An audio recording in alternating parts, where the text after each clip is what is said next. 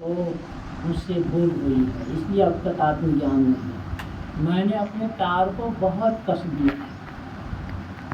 दुनिया के लोगों की तार बहुत ढीली है, इसलिए उनको भजन में सफलता नहीं मिलती है।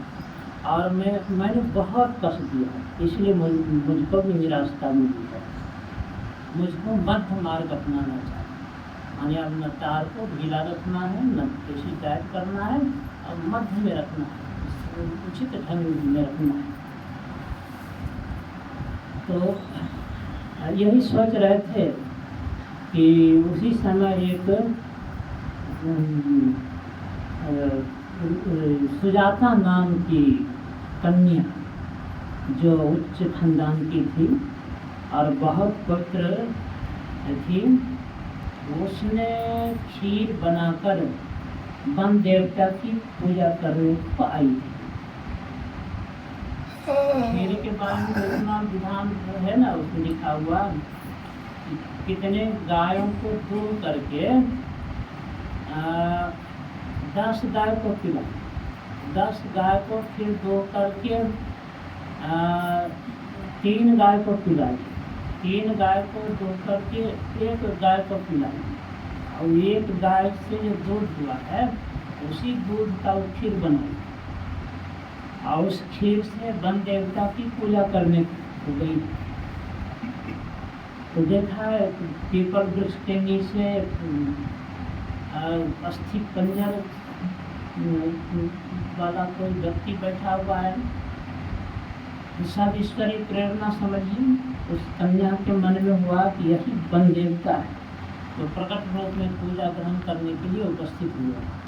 बस खीर बड़ी श्रद्धा से उनके सामने रख ली। भगवान बुद्ध ने खीर खाई, फिर पूजन अर्चन करके प्रणाम करके देवकन्या चली गई। भगवान बुद्ध जो खीर खाए उनके शरीर में जोश आया, उत्साह आया, मन में उमंग आया, और तब उन्होंने आसन जमाकर बैठ गए। तब तक संध्या हो चली थी, और प्रतिज्ञा कर कि जब तक आत्मज्ञान प्राप्त नहीं करूँगा तब तक इस आसन को छोड़ूंगा नहीं, चाहे शरीर गल जाए, चाहे जो हो। बैठ गए, शाम हो गई थी, ध्यान करने को बैठ गए। इतना दृढ़ विचार के साथ बैठे, अब मन तो अंतर्मुख होगा ही। वैराग्य का अभ्यास हो, निराश क्या करें। अंतर्मुखता हुई, पट खुल गया, अंतर प्रवेश होता है, और बड़े बड़े देवता लोग आते हैं, बड़े बड़े देवता लोग आते हैं। तो ज्ञान मार्गी थे भगवान बुद्ध, तो अपने विचार से मन को अंदर में किए थे। हम लोग तो जप ध्यान के द्वारा अंदर में करने की कोशिश करते हैं, ये भक्ति मार्ग है, जप ध्यान के द्वारा। भगवान बुद्ध विचार के द्वारा, मैंने अपने प्रखर विचारधारा के द्वारा मन को समेट करके बाहर से बाहर से अंतर में करना, इसी को ज्ञान मार्ग कहते हैं। और विचार से ही अपने मन को ऊपर उठाते हुए चलते। तो भगवान बुद्ध अभी विचार में कितना संघर्ष है ये समझ लीजिए। उसी संघर्ष को माया की मार कहते हैं, और सारे आपस से बच करके अंतर्मुख हुए।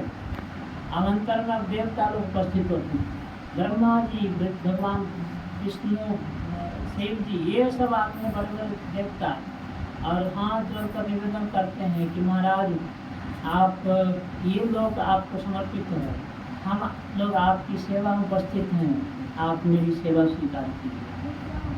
देखिए भगवान बुद्ध तो मध्य मार्ग को पकड़ लिए थे, मध्य में की तरफ चलना है।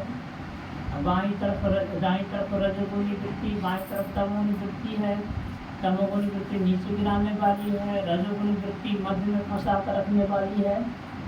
तो भगवान बुद्ध तो दोनों को छोड़ करके मध्य वृत्ति को पकड़े थे। अब देवताओं की तरफ तनिक भी ख्याल नहीं किया, उनके प्रार्थना की तरफ तनिक भी ख्याल नहीं किया, मध्य पर स्थिर रहे। मध्य का स्वभाव ही है कि ऊपर को ओर ले आए। राधा स्वामी साहब ने कहा है, बाईं दिशा काल को जार, दाहिनी दिशा शब्द की धार, आता है छोड़कर सुरत संहार। कि बाईं दिशा तरफ काल का पसार है उस तरफ मन गया कि बस नीचे गिर जाएगा, दाहिनी तरफ मन गया तो बस बीच में फंस जाएगा।